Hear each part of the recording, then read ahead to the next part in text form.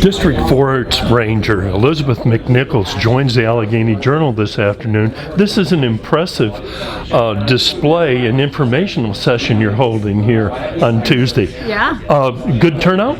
Oh, we had an excellent turnout. We tried this out last February, and we had it at the Visitor Center, and we had such a good turnout of folks that were interested in what we were doing, and so we thought, well, we're going to try it again because this is the end of our fiscal year was September 30th. We started a new year in October, and we thought it was a great time to let people know all the great things that are going on the districts and some of the things that we accomplished in last fiscal year. So, yeah, people were very interested, lots of questions. And tell us a little bit about the partnership program that the Forest Service may have with DCR? Right. Well, actually, it's the whole state of Virginia. The whole state? Yeah. So the governor of Virginia recently signed what's called a Good Neighbor Agreement, which is a vehicle to allow the Forest Service to partner with all the agencies of the state of Virginia. And it's really cool. We've already started partnering with the Department of Forestry. Actually, on the Eastern Divide District has 2 timber sales actually that the state is accomplishing on the district. We have an agreement with the Department of Conservation and Recreation to do botanical surveys through this partnership.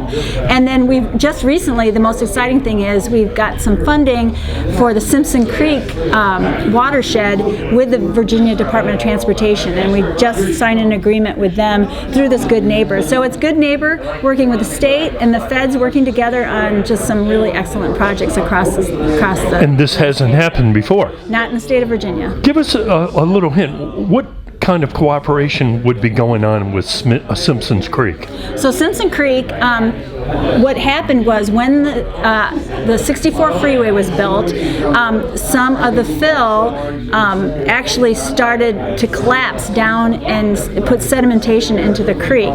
And so basically VDOT's been watching it, Forest Service has been watching it, and during the Lower Cow Pasture project they came up with a solution to try to stop the sedimentation into Simpson Creek.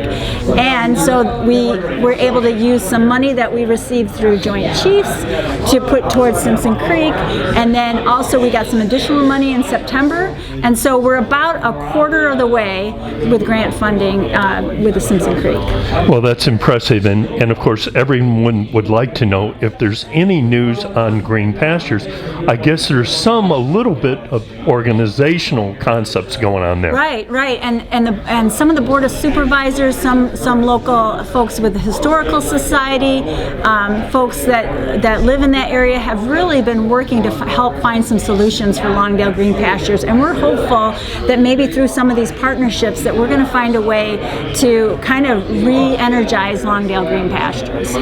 Well, thanks very much for joining us. Maybe one final item. Sure. Some of the hunters and other people who use the Forest Service roads always want to know, any news on road maintenance funding? We have actually, in my presentation, in FY19 we had over 100 miles of roads that either received construction or reconstruction and maintenance.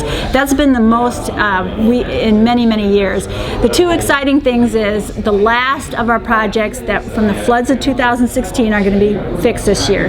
Jerry's Run and Rogers Road. And that was big dollar money. Those are very popular roads, and I understand people have been very patient waiting for us to fix them, but the money came through, $1.7 million to fix 14 miles of road, and they are going to be fixed in this next year. So, yeah. Wow, sounds like progress. Thanks very much for joining us. Okay, thank you. I'm Allegheny County Covenant Sheriff Kevin Hall. For the past 12 years, I've been honored to be your sheriff. The safety of this community is my team's top concern, something we train continuously for. With more than 34 years of local law enforcement experience, I ask for your support once again this November.